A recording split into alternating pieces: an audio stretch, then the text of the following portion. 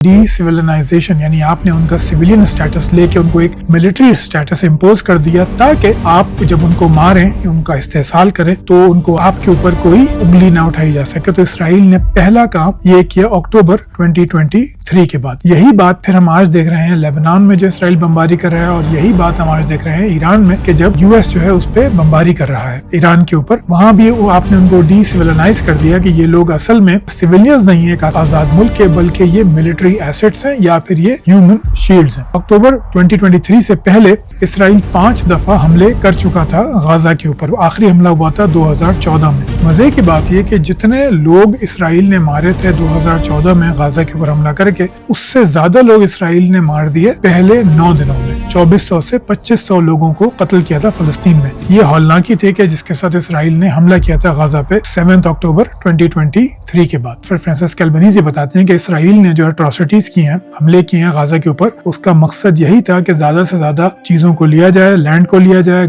लोगों को निकाला जाए और वहाँ पे अपने लोग बसाए जाए। उन्होंने पूरा जेरूसलम खाली करवा दिया फलस्तीनी आबादियों से। बहुत बड़ा हिस्सा लेबनान का खाली आज वो करवा रहे हैं चुपचाप। जब पूरी दुनिया ईरान और अमेरिका को देख रही है, तो इसराइल जो है वो लेबनान में कॉलोनाइजेशन के लिए हटा रहा है, वहां से निकाल रहा है लेबनीज को। यही काम वो कर चुका है जेरूसलम में। सलाम दोस्तों, उम्मीद है आप सब लोग बहुत खैरियत से होंगे। आज की वीडियो बहुत ही खास है। मेरी आपसे गुजारिश है, हाथ जोड़कर गुजारिश है कि इस वीडियो को मुकम्मल देखिए। हर देखने वाला कम से कम एक इंसान को जरूर ये वीडियो शेयर करे, और अगर आप इसको हाइप कर सकें तो और भी अच्छा है। इस वीडियो में आपको कोई एड्स नहीं दिखेंगे, मोनेटाइजेशन ऑफ है, क्योंकि ये मैं चाहता हूँ कि पैगाम जितने लोगों तक पहुंचे उतना अच्छा है। ये किसी मजहब की, इंसान की, इस्लाम की, रसूलुल्लाह की या किसी और की बात नहीं है। ये सिर्फ इंसानों की बात है। मैं आपसे जिक्र करूंगा उन यूएन रिपोर्ट्स का जो पैदरपेश आए हो रही है मार्च 2024 से, जिसमें यह बताया गया है कि किस तरह इसराइल ने खून की होली खेली। इसमें उन कंपनीज का भी कहना चाहिए कच्चा छट्टा खोला गया है जिन्होंने इससे बिलियंस ऑफ डॉलर्स कमाए। और फिर आपको ये भी पता चलेगा कि हम लोग किस कदर अहमक हैं, या यूं कहना चाहिए कि हमको कैसे कैसे बेवकूफ बनाया जाता है। तो शुरू करते हैं। ये जो स्क्रीन पे आप तस्वीर देख रहे हैं, ये है 49 ईयर ओल्ड फ्रांसिस्को अल्बनीज़। ये एक लीगल स्कॉलर हैं, कानूनी माहिर हैं, इटालियन हैं, और इनको 2022 में यूएन अपॉइंट करता है गाजा जेनोसाइड की इन्वेस्टिगेशन के लिए। 2023 में ही, फरवरी 2023 में ही इनके ऊपर इसराइल रोना पीटना शुरू कर देता है, क्योंकि उन्होंने सारा सच सामने लाना शुरू कर दिया था। कहा जाता है कि इनको तो फंडिंग मिलती है, ये जब जाती हैं, सफर करती हैं, तो इनको पैलेस्टीनियन ग्रुप पैसे देते हैं, इनकी फर्स्ट क्लास की टिकटें होती हैं, और ये प्रोपेगेंडा होता रहा। खैर, फ्रांसिस्को अपना काम करती हैं, और मार्च 2024 में वो पहली रिपोर्ट पेश करती हैं, एनाटमी ऑफ जेनोसाइड, यानी नस्ल कुशी की साख, जिससे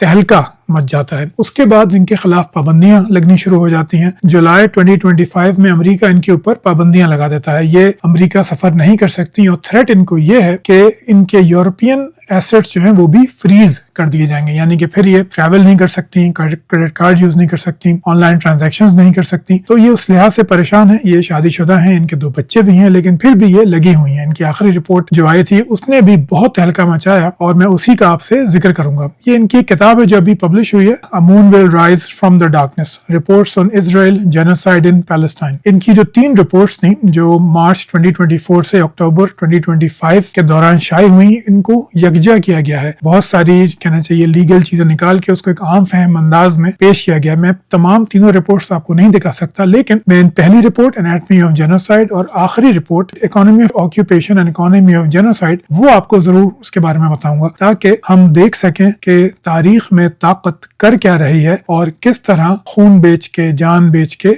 पैसे कमाए जा रहे हैं। तो शुरू करते हैं। पहली बात ये देख ली अपनी स्क्रीन पे, आप देख सकते हैं कि ये डेफिनेशन है 1948 में जो यूएन ने पास की कि नस्ल कुशी या जेनोसाइड होती क्या है। आगे बढ़ने से पहले मैं आपको एक दिलचस्प बात बताऊं कि फ्रांसिस्को को भी जेनोसाइड, गाजा में जेनोसाइड पे काम करने के लिए उकसाया था एक हॉलोकॉस्ट स्कॉलर ने। एक यहूदी हॉलोकॉस्ट स्कॉलर थे जिन्होंने फ्रांसिस्को को कहा कि आप इस पे काम कीजिए, जेनोसाइड तो इसराइल वहां कर रहा है। तो यहूदियों में भी सारे यहूदी बुरे नहीं होते, और अक्सर अंधेरों में लोग शमें जलाते ही रहते हैं। خیر تو یہ دیکھتے ہیں کہ جینوسائڈ کو UN کس طرح ڈیفائن کرتا ہے. Killing members of the group یعنی کہ کسی گروپ کے افراد کو مارنا. کازنگ سیریس باڈیلی اور مینٹل ہارم کسی گروپ کے لیے ایسے مسائل پیدا کرنا کہ ان سے ان کی ذہنی یا جسمانی صحت کو شدید نقصان پہنچے. ڈیلیبریٹلی انفلکٹنگ کنڈیشنز آف لائف یعنی جان بوجھ کے ایسی صورتحال پیدا کرنا کہ زندگی گزارنا زندگی کا پنپنا مشکل ہو جائے. Imposing measures intended to prevent birth ایسی میجرز لینا کہ جس سے شرح پیدائش پہ اثر پڑے یعنی کہ اسٹارویشن قحط پیدا کرنا, کمیونیکیشن کو روکنا, میڈیکل سپلائز کو روکنا, اس طرح کی چیزیں کرنا کہ اس سے شرح پیدائش جو ہے وہ کم سے کم ہوتی جائے. فورسیبلی ٹرانسفرنگ چلڈرن بچوں کو کسی گروپ کے بچوں کو لے کر ان کو کہیں ٹرانسفر کر دینا, ان کو کہیں تتر بتر کر دینا, ان کو اپنی قوم سے دور کر دینا, یہ تمام ڈیفینیشنز جو ہیں یہ جینوسائڈ کے امبریلا ٹرم کے نیچے آتی ہیں. اگر کوئی قوم کسی دوسری قوم کے ساتھ یہ کرے تو اس کو ہم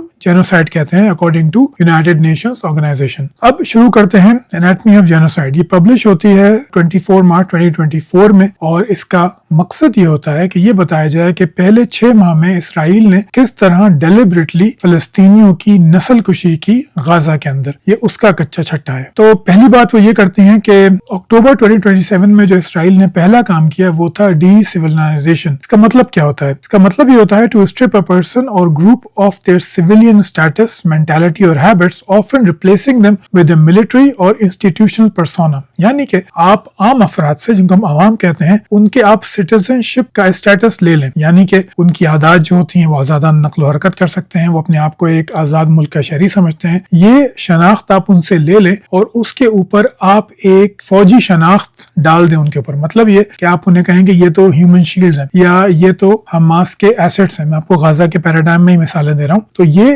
اس کی ہے ڈی سیویلائزیشن, یعنی آپ نے ان کا سویلین اسٹیٹس لے کے ان کو ایک ملٹری اسٹیٹس امپوز کر دیا تاکہ آپ جب ان کو ماریں ان کا استحصال کریں تو ان کو آپ کے اوپر کوئی انگلی نہ اٹھائی جا سکے. تو اسرائیل نے پہلا کام یہ کیا اکتوبر 2023 کے بعد. Israel invoked wrongly international humanitarian law to justify violence, یعنی کہ اس نے انٹرنیشنل ہیومینیٹیرین لا جو ہے اس کا استعمال کیا. یعنی وہ یہ انٹرنیشنل ہیومینیٹیرین لا تو پورا نہیں پڑھا سکتا میں آپ کو. اس کا مقصد یہ ہے کہ ہیومینیٹیرین جو ہے وہ آپ ڈیفائن کرتے ہیں سویلینس کے لیے. اس نے کہا کہ یہ سویلینس تو ہے ہی نہیں, تو یہ انٹرنیشنل ہیومینیٹیرین لا ان کے اوپر کہنا چاہیے کہ اثر کرتا ہی نہیں, اس کے اندر ہی آتے ہی نہیں. یہ تو ہیومن شیلڈز ہیں یا پھر یہ ہیومن ایسٹس ہیں حماس کے. حماس اسی سے اپنے سولجرز ریکروٹ کرتا ہے. یہی بات پھر ہم آج دیکھ رہے ہیں لیبنان میں جو اسرائیل بمباری کر رہا ہے, اور یہی بات ہم آج دیکھ رہے ہیں ایران میں کہ جب US جو ہے اس پہ بمباری کر رہا ہے ایران کے اوپر. وہاں بھی آپ نے ان کو ڈی سیویلائز کر دیا کہ یہ لوگ اصل میں سیویلینز نہیں ایک آزاد ملک کے, بلکہ یہ ملٹری ایسٹس ہیں یا پھر یہ ہیومن شیلڈز ہیں. چلیے مزید آگے چلتے ہیں. اچھا, اس کے بعد انہوں نے اکتوبر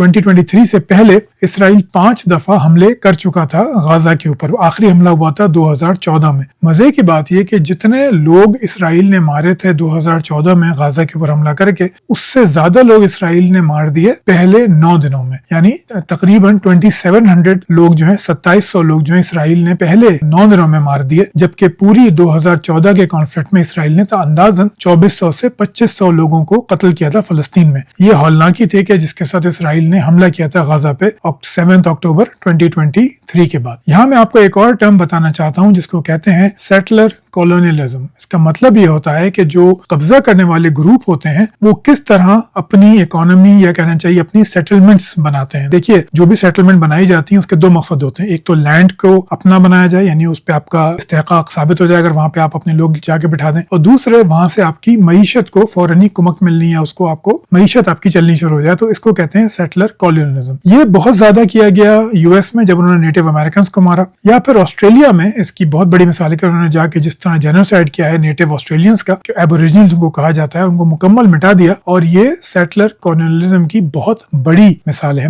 اس کو ڈیفائن کس طرح کرتے ہیں یہ میں آپ کو بتاتا ہوں. اس کے جو کامن میتھڈز ہوتے ہیں وہ 3 ہوتے ہیں, یا کہنا چاہیے 4 ہوتے ہیں. پہلا ریموول, کہ آپ نے سویلین آبادی کو زبردستی نکالا ان علاقوں سے جہاں پہ وہ صدیوں سے آباد تھے. مثال میں آپ کو دیتا ہوں, جیسے کہ وہ رہتے ہیں قندھار میں, ان کا جو کام ہے وہ کاشتکاری ہے یا ان کا کام بزنس ہے, وہ ٹریولرز ہیں وہ بزنس کرتے ہیں, ان کو آپ نے نکال دیا کسی دور دراز دراز علاقے میں جہاں پہ کوئی ٹیلی کمیونیکیشن نہیں, یا پہاڑیوں میں بھیجیے جہاں پہ وہ کوئی کاشتکاری نہیں کر سکتے. بالکل ایسے ہی سیٹلر جب آتے ہیں کولونائزیشن کرنے کے لیے تو وہ ان آبادیوں کو وہ وہاں بھیجتے ہیں جہاں پہ ان آبادیوں کو سروائیو کرنے کے لیے کوئی موقع نہ ملے. اگر وہ کاشتکار ہیں تو پہاڑی علاقوں میں بھیج دیں, اگر ان کا کام بزنس کا ہے تو ان کو آپ ایسے علاقوں میں بھیج دیں جہاں پہ آبادی نہیں ہے. تو جب آبادی نہیں ہے, موڈز آف ٹرانسپورٹیشن نہیں ہے, تو آپ پھر بزنس بھی نہیں کر سکتے. دوسرا کام آپ یہ کرتے ہیں کہ آپ ان کی نقل و حرکت کو محدود کر دیتے ہیں, ان کو بتا دیتے ہیں کہ بھائی یہ تمہارا علاقہ ہے, اس سے آگے تم نہیں جا سکتے. تو جب وہ نکلیں گے نہیں تو تعلیم کیسے پائیں گے, روشن خیالی کیسے اپنائیں گے, یا اپنے مذہب پہ کیسے عمل کریں گے, اپنی معیشت پہ کیسے عمل کریں گے. تو اس سے بھی آپ سیٹلر کولونائزڈ مائنڈ سیٹ کے ذریعے آپ ان کو جب محدود کر دیتے ہیں تو آپ ان سے ان کی شناخت چھین لیتے ہیں. اب جو ان میں نئے بچے پیدا ہوں گے ان کی شناخت وہ ہوگی جو وہ سیٹلرز ان کو دے رہے ہیں. یہ ہم نے بہت زیادہ دیکھا یو ایس اے کے اندر کہ جب نیٹیوز کو انہوں نے اس طرح جینوسائیڈ کیا ان کا اور ان کو محدود کرنا شروع کیا, تو پھر جو ان کی اگلی نسلیں تھیں انہوں نے انہی کولونائزرز کو اپنا مسیحا مان لیا. ان کی زبان بولنے لگے, ان کی تعلیم حاصل کرنے لگے, ان کی کام کرنے لگے. بالکل یہی اگر آپ نے انڈیا پاکستان کی ہسٹری پڑھی ہے تو ہمارے ساتھ بھی ایسے ہی ہوا کہ جیسے ہی انگریز کا قبضہ ہو گیا ہمارے اوپر, خاص طور پہ جنگ آزادی کے بعد 1857 میں, تو فوراً ہی تحریک چلی, پہلے ہندوؤں میں اس کے بعد مسلمانوں میں, کہ انگریزی تعلیم پاؤ, انگریزی سیکھو. کلرک بننا جو ہے یا بی اے کرنا جو ہے وہ تمہاری طرح امتیاز ہے تمہاری زندگی کا. یعنی آپ اس سے اندازہ لگائیے کہ ایک ڈیزگنیشن ہوتی تھی کرسی نشین, اس کا باقاعدہ انگریز ایک سرٹیفکیٹ دیتا تھا آپ کو کہ آپ کی حیثیت اتنی ہے کہ آپ اگر گورا صاحب کے آفس میں جائیں تو آپ یہ کرسی نشین کا سرٹیفکیٹ دکھا کے آپ وہاں پہ بیٹھ سکتے ہیں. اس کے یہ ہمارے آئیڈیالز بن گیا اس زمانے میں کہ ہمیں یہ کرنا ہے. تو سیٹلر کولونیلزم جب آتا ہے تو وہ اس طرح مائنڈ سیٹ چینج کرتا ہے. اس کے بعد ماس کلنگز ہوتی ہیں جو ایک عام سی بات ہے, اور پھر ہے برتھ پریونشن, جس کے میں نے پہلے ذکر کیا کہ آپ شرح پیدائش کو کم سے کم کرنے کی کوششیں کرتے ہیں مختلف طرح کی پابندیاں لگا کے. تو یہ ہوتا ہے سیٹلر کولونیلزم. اور فرانسسکا یہ بتا رہی ہے, فرانسسکا البنیزی یہ بتاتے ہیں کہ اسرائیل نے جو اٹراسٹیز کی ہیں, حملے کیے ہیں غزہ کے اوپر, اس کا مقصد یہی تھا کہ زیادہ سے زیادہ چیزوں کو لیا جائے, لینڈ کو لیا جائے, لوگوں کو نکالا جائے اور وہاں پہ اپنے لوگ بسائے جائیں. غزہ میں اس نے یہ کم کیا, جیسے میں نے پچھلی ایک اور ویڈیو میں آپ کو بتایا تھا کہ انہوں نے پورا جیروسلم خالی کروا دیا فلسطینی آبادیوں سے. بہت بڑا حصہ لبنان کا خالی آج وہ کروا رہے ہیں چپ چاپ. جب امریکہ پوری دنیا ایران اور امریکہ کو دیکھ رہی ہے تو اسرائیل جو ہے وہ لیبنان میں کولونائزیشن کے لیے ہٹا رہا ہے, وہاں سے نکال رہا ہے لیبنیز کو. یہی کام وہ کر چکا ہے جیروسلم میں 2023 میں, کہ پوری دنیا کی نظریں غزہ پہ تھیں اور اس نے وہاں پہ بہت زیادہ تعداد میں گھر خالی کرا لیے, لینڈ خالی کرا لیے اور وہاں پہ اپنی کالونیز بنانی شروع کر دی. آگے چلتے ہیں. یہ جو آپ تصویر دیکھ رہے ہیں یہ ہے ڈپارٹمنٹ آف جوش کولونائزیشن کے سربراہ, ان کا نام تھا جوزف وائٹس. یہ 1940 میں کہتے ہیں ببانگ دہل کہ 2 نیشنز اسرائیل میں نہیں رہ سکتی, عربوں کو یہاں سے نکلنا پڑے گا. یعنی اسرائیل کی جو فاؤنڈیشن تھی وہی رکھی گئی تھی اس بات پر کہ یہاں پہ ان کو مکمل قبضہ کرنا ہے, سب کو یہاں سے نکالنا ہے. اکثر اگر آپ نے میری پچھلی ویڈیوز دیکھی ہیں تو میں آپ کو ہمیشہ نظر آؤں گا کہ میں عربوں کو, مسلمانوں کو, فلسطینیوں کو کہہ رہا ہوں کہ ان کی غلطی ان کی تھی. ان کی غلطی بالکل تھی. میں آج بھی اس پہ قائم ہوں کہ انہوں نے غلط کیا جو بھی انہوں نے کیا, لیکن ساتھ ساتھ میں یہ بھی جانتا ہوں کہ جو اسرائیلی تھے وہ کوئی, یا یہودی تھے وہ کوئی دودھ کے دھلے نہیں تھے. وہ بھی اپنے فیشسٹ ارادوں کے ساتھ ہی آئے تھے کہ انہوں نے اس پورے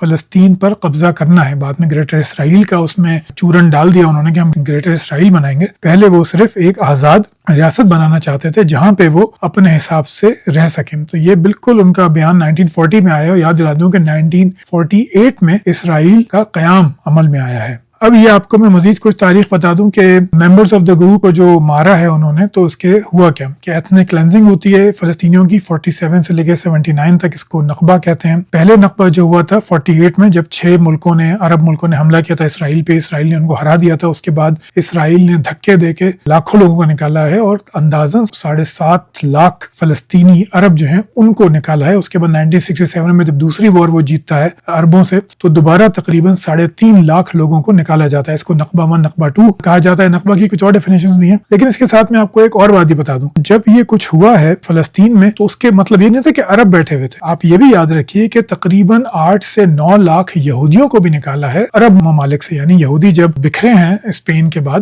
تو وہ ہر جگہ گئے ہیں, اور خاص طور پہ جب وہ ہٹلر نے مارا ہے تب بھی وہ بہت جگہوں پہ انہوں نے مائگریشن کی اپنی, اور وہ عرب ملکوں میں بہت زیادہ آ گئے تھے. تو جب نقبہ یہاں پہ ہوا تھا فلسطینیوں کا, تو ایک نقبہ ہوا تھا جوز کا بھی. 8 سے 9 لاکھ جوس کو عرب ملکوں سے بھی نکالا گیا تھا، تو نہ اسرائیلی معصوم ہے اور نہ عربی یا عربی مسلمان جو ہیں وہ معصوم ہیں، دونوں کے ہاتھ خون سے رگے ہیں، لیکن وہی بات ہے کہ طاقت کے توازن میں ہمیشہ طاقتور ہی زیادہ خون بہاتا ہے اور زیادہ کامیابیاں سمیٹتا ہے۔ اب میں شروع کرتا ہوں اس رپورٹ سے، جینوسائیڈ ان غازہ میں، جو فرانسسکا کی رپورٹ ہے۔ تو since October 2023 Israel killed 30K and 12K were lost killed under rubble، یعنی اسرائیل نے پہلے 6 ماہ میں اندازاً 30,000 لوگوں کو ڈائریکٹ مارا اور 12,000 لوگ ملبے کے نیچے دب کے مرے۔ اس دوران 250 ٹنز کے بم جو ہیں ان کے اوپر گرائے گئے، 2,000 پاؤنڈ کے بنکر بسٹر بم وہاں پہ گرائے گئے جن کو سیف زونز ڈکلیئر کیا گیا تھا۔ یہ میں آپ کو تھوڑا سا آگے چل کے بتاتا ہوں۔ پہلے 4 سے 6 ہفتے میں ایوریج جو تھی وہ تھی 250 فلسطینی ڈیلی اسرائیل مار رہا تھا، یا تو بم گرا کے، گولیاں مار کے، سنائپر شوٹنگ کے ذریعے، یا پھر ملبے کے نیچے جو لوگ دب کے مر رہے۔ تو ایوریج اگر ہم نکالیں تو پہلے 6 ہفتے میں روز کے 250 فلسطینی اپنی جان کھو رہے تھے، جس میں 70% بچے اور عورتیں تھیں۔ اندازہ لگائیے بربریت کا کہ روز آپ کے آس پاس 250 لاشیں گر رہی ہوں، جس میں وہ لوگ بھی ہوں جن کو کوئی بھی جنگی قانون جن کو مارنے کی اجازت نہیں دیتا، یعنی یہ کہ نابالغ بچے اور خواتین۔ لیکن بہرحال یہ ہوا اور کھلے عام پوری دنیا اس کو دیکھتی رہی۔ پھر جو دوسری ڈیفینیشن تھی causing serious bodily harm or mental harm to members of the group، یہ کس طرح کیا اسرائیل نے؟ اس کے چند طریقے تھے۔ پہلے انہوں نے جو مرد ہیں، خاص طور پہ جو ادھیڑ عمر مرد ہیں اور بچے، ان کو ڈیٹین کر لیا، یعنی کہ ان کو اٹھایا ان کے گھروں سے اور ان کو بغیر بتائے کسی جگہ پہ جا کے بند کر دیا۔ مہینوں تک ان کو بند رکھا، آنکھوں پہ پٹی باندھ کے، گلے میں رسی ڈال کے، ہاتھ پیچھے سے باندھ کے، وہیں پہ وہ اپنا خانہ پیشاب کرنے پہ مجبور ہیں، وہیں ان کو شدید پیاس لگ رہی ہے، وہیں وہ ان کو مارا جا رہا ہے، ان پہ کتے چھوڑے جا رہے ہیں، ان کے ساتھ اسرائیلیوں فوجی کہنا چاہیے غلیظ کام کر رہے ہیں، سیکشول ایکٹس بھی اس میں شامل ہے، جس کی ویڈیو بنا کے خود اسرائیلی میڈیا چلا رہا ہے، جو اسرائیلی فوج کا جو سوشل میڈیا ہے وہ اس کو چلا رہا ہے۔ اس طرح ان کا مورال آپ نے بالکل ختم کر دیا، ان سے جینے کی امنگ آپ نے چھین لی۔ اندازہ کیجئے اگر آپ ایک 50-60 سال کے مرد ہیں یا 12-13 سال کے بچے ہیں اور آپ کے ساتھ یہ سب کیا جائے تو اس کے بعد آپ کس منہ سے اپنے لوگوں میں واپس جائیں گے؟ کس طرح آپ سر اٹھا کے چل سکیں گے؟ کس طرح آپ معاشرے کے آزاد میچور تھنکنگ والے انسان بن سکیں گے؟ یا تو آپ زندگی جینے کی امنگ چھوڑ دیں گے، یا آپ کی ہمت ٹوٹ جائے گی، یا پھر آپ خود اپنی زندگی کا خاتمہ کر لیں گے۔ تو یہ طریقے اسرائیل نے کہنا چاہیے استعمال کیے لوگوں کا مورال ڈاؤن کرنے کے لیے under the definition of causing serious bodily harm or mental harm to members of the group۔ اندازاً پہلے 6 ہفتوں میں 70,000 لوگوں کو شدید ترین انجریز ہوئی۔ اس میں ایک اور جو اندوناک پہلو ہے وہ یہ ہے کہ یہاں پہ اسرائیل نے چونکہ ساری سیز کر دیا، میں آگے اس کا ذکر کروں گا کہ کوئی ہاسپٹل سپلائیز نہیں جا رہی تھی، تو بہت زیادہ سرجریز جو ہیں وہ بغیر اینستھیزیا کے کی گئیں، خاص طور پہ ایمپوٹیشنز، یعنی کہ اگر آپ کو گولی لگی ہے ٹانگ میں یا آپ ملبے کے اندر آپ کا ہاتھ یا ٹانگ آپ کی ٹوٹ گئی ہے، اس طرح ٹوٹ گئی ہے کہ اس کو دوبارہ ٹھیک نہیں کیا جا سکتا، تو آپ کا ہاتھ یا ٹانگ کاٹنی پڑے گی، تو وہ اینستھیزیا کے بغیر ہی سرجریز ہوئی ہیں، کیونکہ اگر نہیں کاٹیں گے تو پھر موت ہوگی۔ جب میں یہ پڑھ رہا تھا تو مجھے یاد آ گیا کہ میڈیول قرون وسطیٰ کے دور میں اس طرح کی چیزیں ہوتی تھیں، اینستھیزیا تھا نہیں، اور جنگوں میں ہاتھ پاؤں کاٹ کے جو ہے وہ سرجریز کی جاتی تھیں بغیر اینستھیزیا کے۔ تو بالکل وہی کام کیا اسرائیل نے فلسطینیوں کے ساتھ کہ ان کو بھی اسی ناقابل برداشت تکلیف سے گزرنا پڑا۔ اب تیسری ڈیفینیشن لیتے ہیں، deliberately infliction on the group conditions of life calculated to bring about its physical destruction in whole or in parts۔ ایسے کام کیے جائیں جس کے ذریعے جو ہے وہ پوری زندگی معطل ہو کے رہ جائے۔ یہ کس طرح کیا اسرائیل نے کہ 77% جو ہاسپٹلز تھے، کلینکس تھے، بچوں اور خواتین کے علاج کے مراکز تھے، ان کو تباہ کر دیا گیا۔ 77%، 77%۔ ٹیلی کمیونیکیشن، فون کی لائنز، انٹرنیٹ کی لائنز، یہ 70% جو ہیں تباہ کر دی گئیں۔ انڈسٹریل سائٹس 72% تباہ کر دی گئیں جہاں پر روزمرہ کی چیزیں بنتی ہیں۔ 50% روڈ جو تھیں وہ تباہ کر دی گئیں، یعنی کہ آپ ایک جگہ سے دوسری جگہ جا نہیں سکتے کیونکہ روڈیں ہی تباہ ہو گئی ہیں۔ اب ہم گاڑیوں میں سفر کرتے ہیں، بیل گاڑی گھوڑے پہ تو نہیں جاتے، تو جب روڈیں ہی نہیں ہیں تو ہم کس طرح ایک جگہ سے دوسری جگہ جا سکتے ہیں؟ تقریباً 4.5 لاکھ گھر تھے فلسطین میں، غازہ میں، اس میں سے 68% یعنی کہ 68% گھروں کو اسرائیل نے تباہ کر دیا پہلے 6 ماہ میں۔ اندازہ کیجئے کہ 4.5 لاکھ گھروں میں سے تقریباً 70% گھر مکمل تباہ کر دیے گئے۔ جب میں تباہ کرنا کہہ رہا ہوں اس کا مطلب یہ نہیں ہے کہ بالکل زمین سے ملا دیا، اس کا مطلب یہ ہے کہ ان کو مکمل طور پہ یا جزوی طور پہ ایسا نقصان پہنچایا ہے کہ اس کے رہنے والوں کو وہاں پہ رہنا مشکل سے مشکل ہوتا گیا۔ یہ جو آپ تصویر دیکھ رہے ہیں یہ ہیں یاوف گیلنٹ، یہ ڈیفنس منسٹر تھے، اب یہ نہیں ہے۔ ان کا جو حکم تھا وہ یہ تھا کہ ہم مکمل سیز کریں گے غازہ کو، نہ وہاں پانی جائے گا، نہ وہاں پہ فیول جائے گا، نہ وہاں پہ الیکٹریسٹی جائے گی۔ اس کے نتائج کیا ہے وہ یہ میں آپ کو آگے بتاتا ہوں۔ اس سے پہلے ہم سیف زونز کی میں نے آپ سے کہا تھا کہ کچھ باتیں کریں گے، تو 13 اکتوبر 2023 کو اسرائیل نے اندازاً 11 لاکھ فلسطینیوں کو کہا کہ وہ فوراً نکل جائیں نارتھ غازہ سے ساؤتھ غازہ کی طرف۔ ساؤتھ غازہ کو انہوں نے سیف زون بنا دیا۔ یہ تھی ماس ایویکویشن, لیکن اس کے بعد انہوں نے جو لوگ وہاں پہنچ گئے ان کے اوپر بم برسانے شروع کر دیے, یہ کہہ کے کہ یہ تو ہیومن شیلڈز ہیں یا یہ حماس کے ایسٹس ہیں. ایک میں آپ کو اگر گائیڈ لائن دوں تو پہلے 6 ہفتوں میں 42% بمز جو اسرائیل نے گرائے ہیں, یعنی اگر 100 بم گرائے ہیں تو اس میں سے 42 بم جو ہیں وہ ان سیف زونز پہ گرائے ہیں. اندازہ کیجئے کہ آپ نے بھیڑ بکریوں کی طرح اعلان کیا, صرف 24 گھنٹے دیے فلسطینیوں کو, 11 لاکھ لوگوں کو, کہ وہ نارتھ سے ساؤتھ میں چلے جائیں. جب وہ ساؤتھ میں جو لوگ پہنچ گئے ان کے اوپر آپ نے بمباری کر دی کہ یہ تو ہیومن شیلڈز ہیں اور یہ تو حماس کے ایسٹس ہیں. دعویٰ یہ بھی کیا گیا دسمبر میں کہ ہم نے 7,000 ٹیررسٹ کو مار دیا ہے, جبکہ مارے جانے والوں میں سے صرف 5,000 لوگ جو تھے وہ مرد تھے. یعنی کہ آپ نے عورتوں, بچوں کو, بوڑھوں کو بھی آپ نے گن لیا کہ یہ بھی سب ٹیررسٹ تھے اور ہم نے سب کو مار دیا. شرمناک بات ہے, لیکن طاقت کی اخلاقیات چونکہ نہیں ہوتی, اس لیے کسی طاقتور کو کبھی شرم نہیں آئی پوری تاریخ میں. اب میں دوسری رپورٹ شروع کرتا ہوں. ویڈیو تھوڑی لمبی ہو گئی تو میں دوسری رپورٹ شروع کرتا ہوں جس کا نام ہے اکانومی آف جینوسائیڈ. یہ پبلش ہوتی ہے جون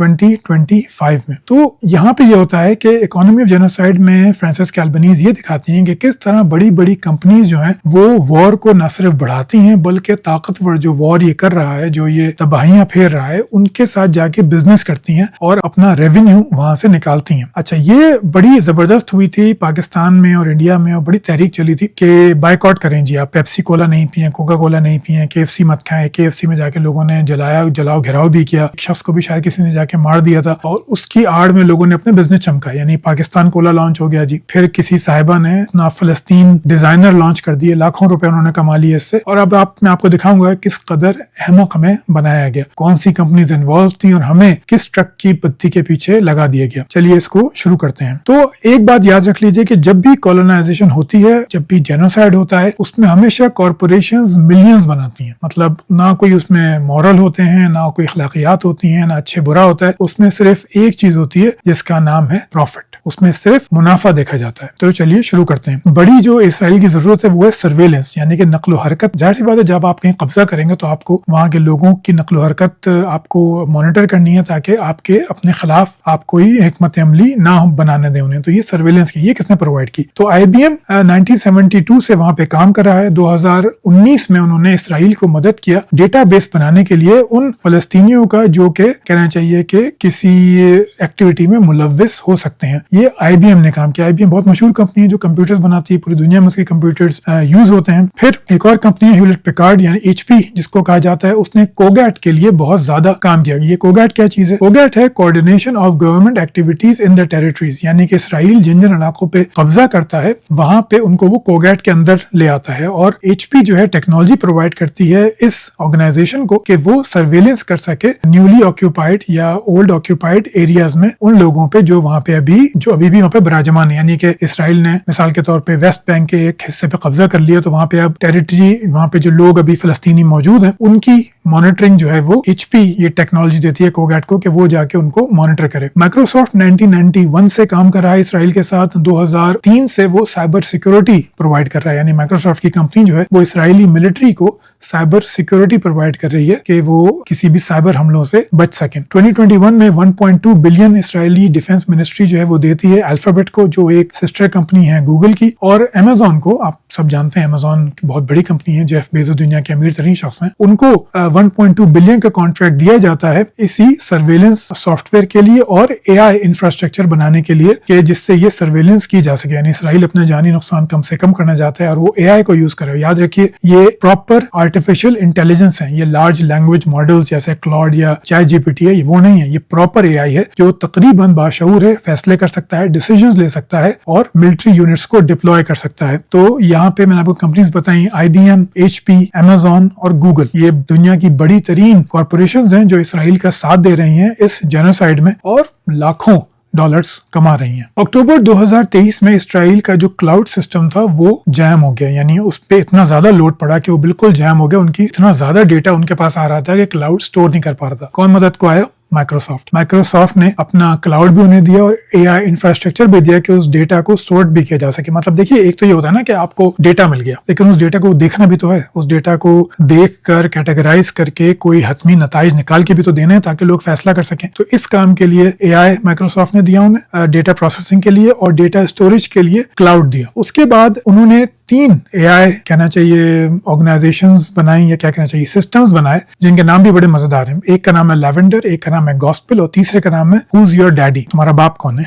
ये खैर, तो ये AI जो सिस्टम्स हैं ये टारगेट करते हैं फलस्तीनियों को कि जो कि मुलव्विस हो सकते हैं इसराइल के खिलाफ किसी एक्टिविटी में, और ये प्रियम्पटिव है, यानी कि कौन मस्जिद कितना जा रहा है, कौन हर वक्त सर पे टोपी पहना रहता है, कौन जो है वो कौन कौन सी किताबें पढ़ा है, किस किस के यूट्यूब पे क्या क्या चल रहा है, वो सब मॉनिटर करती हैं और ये मुकम्मल तौर पे ऑटोमेटेड है। ये 3 AI सिस्टम्स इसको मॉनिटर करते हैं। जो हाई रिस्क इंडिविजुअल्स होते हैं फलस्तीनी जो जाके कुछ कर सकते हैं, मुजाहरों में कर सकते हैं, उनका डेटा ये इसराइल को देते हैं और वो प्रियम्पटिवली उनको जाके पकड़ सकते हैं। ऐसा अखबारों में पढ़ते रहते हैं कि एकदम से इसराइली फौज ने छापा मारा और फलां को घर में से उठा के ले गए। तो ये इसी सर्वेलेंस की रिपोर्ट पे होता है। अगर आपको याद हो तो बहुत पहले एक फिल्म आई थी माइनॉरिटी रिपोर्ट के, ऐसी टेक्नोलॉजी डेवलप की जाए कि जुर्म होने से पहले आप मुलजिम को पकड़ लें। तो ये वही आ गई है कि AI सिस्टम नहीं है lavender, gospel and whose your daddy, जो माइक्रोसॉफ्ट, अमेजॉन और गूगल के ताबून से तैयार किए गए हैं, जिससे आप इतनी हाई लेवल प्रिसाइज सर्वेलेंस कर सकें फलस्तीनियों की, उनकी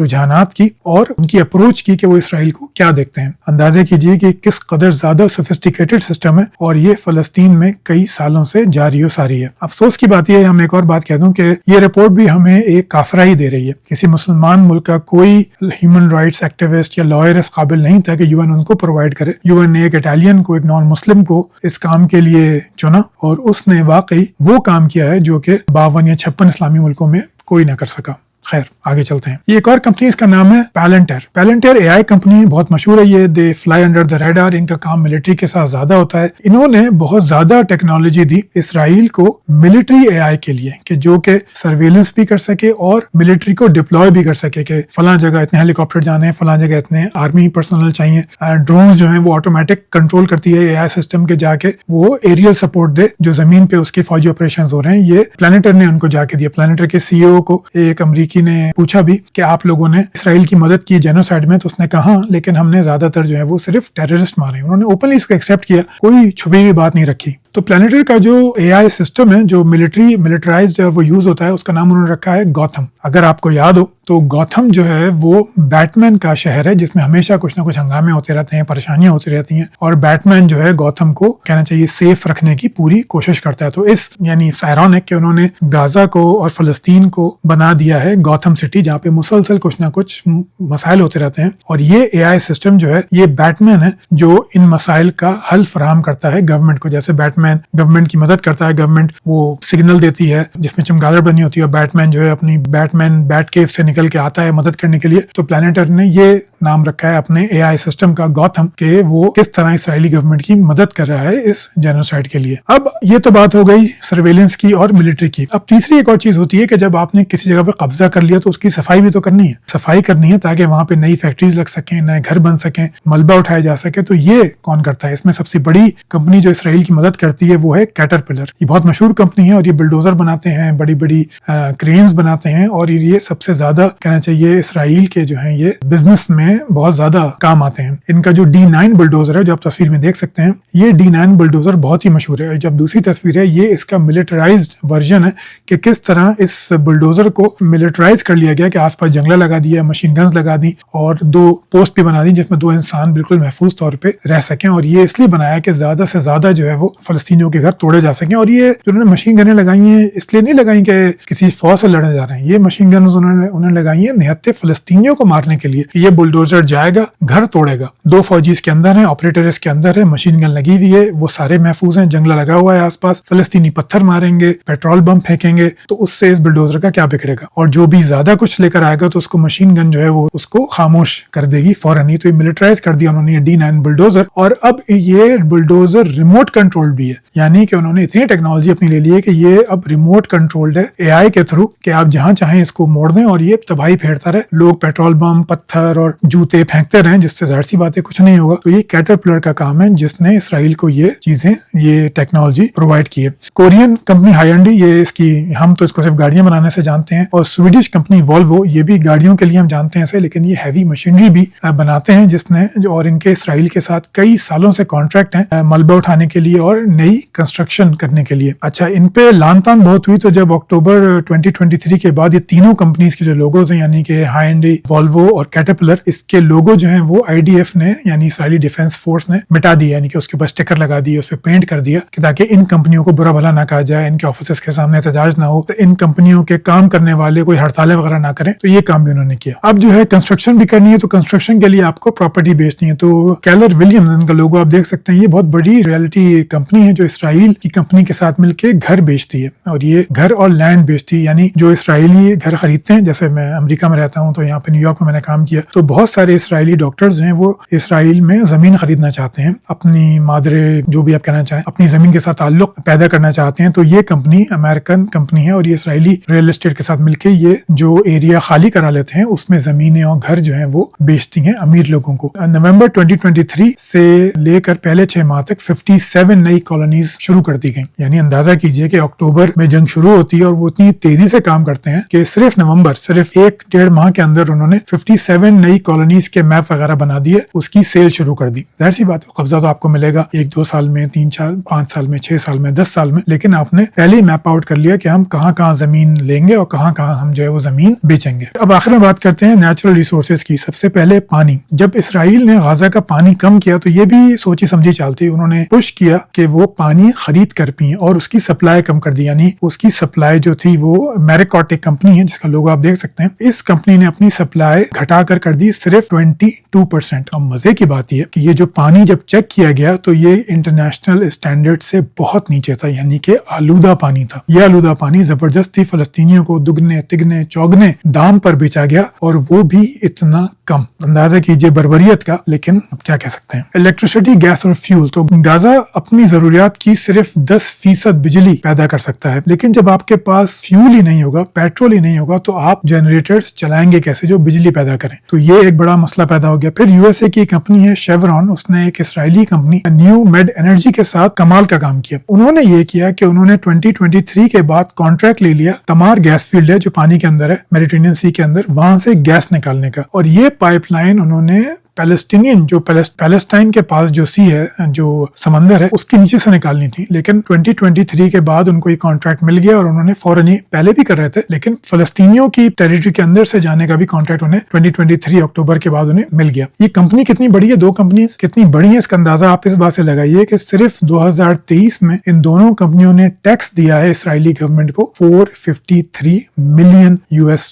یہ صرف ٹیکس ہے. اندازہ کیجیے کتنے بلین انہوں نے کمائے ہوں گے کہ جب صرف ٹیکس $450 ملین ہے. اس کے بعد شیورون نے ایک اور کام بھی کیا. شیورون نے یہ کام بھی کیا کہ جو پیلسٹینین سمندر ہے اس کے نیچے تیل اور گیس ڈھونڈنا شروع کر دیا. یہ کام بھی وہ کر رہے ہیں اسرائیل کی آشیرواد سے, اور اس کے لیے برٹش پیٹرولیم نے بھی اب 2025 میں کانٹریکٹ کیا اسرائیلی گورنمنٹ سے کہ وہ فلسطینی سمندری ٹیریٹری کے اندر تیل اور گیس کے ذخائر ڈھونڈیں گے. ظاہر سی بات ہے فلسطینیوں کو تو ٹھینگا ملے گا اس میں سے, لیکن انہوں نے یہ کام بھی کر لیا برٹش پیٹرولیم نے. ایک اور کمپنی ہے پیٹروباس, یہ ان کا کام یہ تھا کہ یہ ملٹری جیٹ فیول بیچتے ہیں لیکن صرف اسرائیل کو, اور کسی کو نہیں دیتے, یہ صرف اسرائیل کو دیتے ہیں. اور یہ بھی برازیلین کمپنی ہے شاید, اور انہوں نے بھی بلینز آف ڈالرز کا منافع بنایا ہے. اب ان کو پیسے کون دے رہا ہے؟ اچھا, پیسے پہ جانے سے پہلے میں آپ کو ایک اور بات بتا دوں کہ ایک ہوتی ہے ڈرپ اریگیشن. یہ بھی اسرائیلی انجینئرز اور سائنسدانوں کی ایجاد ہے کہ کم سے کم پانی کے ساتھ فصل اگا سکیں. پانی بہت کم ہوتا ہے, تو اربوں سے تو کچھ ہوا نہیں, وہ تو بس ڈیسلائنائز کر سکتے ہیں, پانی خرید سکتے ہیں. لیکن اسرائیل نے یہ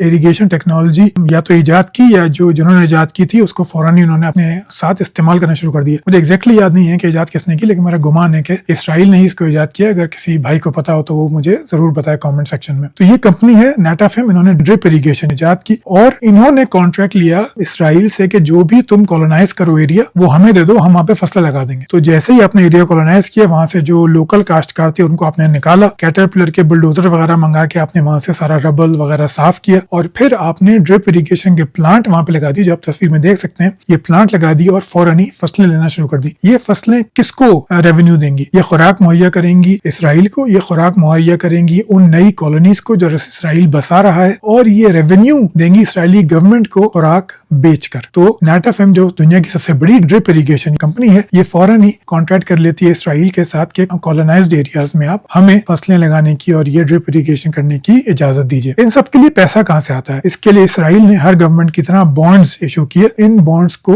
جو گورنمنٹ بانڈز تھے, ان بانڈز बॉन्ड्स को गारंटी किसने दी? अच्छा, बॉन्ड्स क्या होते हैं आप खुद ही गूगल कर लीजिएगा, वीडियो ऑलरेडी काफी लंबी हो गई है। तो बड़े बड़े banks, Barclays bank, BNP पैराबास bank, इन्होंने billions of dollars under right किए इसराइल को ताकि उनको कर्जे मिल सके इस तमाम कंपनीज को इसराइल में लाने के लिए। और इसके साथ ब्लैक रॉक जो दुनिया की सबसे बड़ी इन्वेस्टमेंट कंपनी है, उसने शायद 21 बिलियन डॉलर लगाए हैं। वैनगार्ड जो एक अमेरिकन बहुत बड़ी इन्वेस्टमेंट कंपनी है, उसने भी बिलियंस ऑफ डॉलर्स लगाए हैं इसराइल में इंफ्रास्ट्रक्चर के लिए। इंफ्रास्ट्रक्चर कहाँ बन रहा है? ये बन रहा है उन इलाकों पे जहाँ जिन पे इसराइल का कब्जा नहीं था और अब उसका कब्जा हो गया है, या उसका प्लान है कि वो 2026, 7, 8, 9, 10, 30 तक जो है वो 2030 तक कब्जा कर लेगा। तो Barclays bank, BNP पैराबास bank, Vanguard, black rock, ये बड़े बड़े प्लेयर्स हैं, कॉर्पोरेशंस हैं जो बिलियंस ऑफ डॉलर इसराइल को दे रहे हैं इस कॉलोनाइजेशन प्रोजेक्ट के लिए। चलिए, अब आप इस वीडियो को दोबारा से गुजारिश है कि आखिर तक देखिए। अगर आप देख लिया आपने तो बहुत बहुत शुक्रिया। हर देखने वाला कम से कम एक शख्स को तो जरूर भेजे। और आखिर में आप ये सोचिए कि आपको कैसा बेवकूफ बनाया गया है, लोगों ने किस तरह बेवकूफ बनाया है, हमारे उलमा ने, लीडर्स ने कि जी बैकआउट करो। उन लोगों ने जो फेसबुक पे पोस्टें डालते रहते थे कि जी इसराइल घुटनों पे आ गया, इसराइल ये चीख पड़े के बैकआउट से। इसमें ना KFC है, ना इसमें कोका कोला है, ना इसमें पेप्सी है, ना इसमें कोई और कंपनी है। ये सारी वो कॉर्पोरेशंस हैं जिनको कोई फर्क नहीं पड़ता है कि आप कोक पिए या ना पिए। और ये इतना ज्यादा था कि मैं इंग्लैंड गया 2025 के शुरू में, तो वहां पे मैं गया एक जगह पे मेहमान था, तो वहां पे मैंने कहा कि कोई कुछ है कोक या कुछ, नहीं हम कोक नहीं पीते। तो मुझे पानी पे गुजारा करना पड़ा कि उन्होंने कोक देने से मना कर दिया कि वो बैकआउट में शामिल है। किस कदर अहमक है हम लोग, किस कदर बेवकूफ है हम लोग कि ना हम हकीकत जानते हैं ना हम हकीकत समझते हैं, बस जो हमें कह दे हम वो मान लेते हैं। हमने बैकआउट भी कर दिया, खुश भी हो गया कि इसराइल घुटनों पे आ गया, जबकि फलस्तीनी कटते रहे, उनके घर टूटते रहे, उनकी जमीन पे कब्जा होता रहा और हम एक कोक का कैन छोड़कर, एक KFC की बोटी छोड़कर हमें लगता रहा कि हमने फलस्तीनियों का के गम में शरीक हैं हम लोग। चलिए, इजाजत लेता हूं आपसे, अपना ख्याल रखिएगा। अल्लाह हाफिज।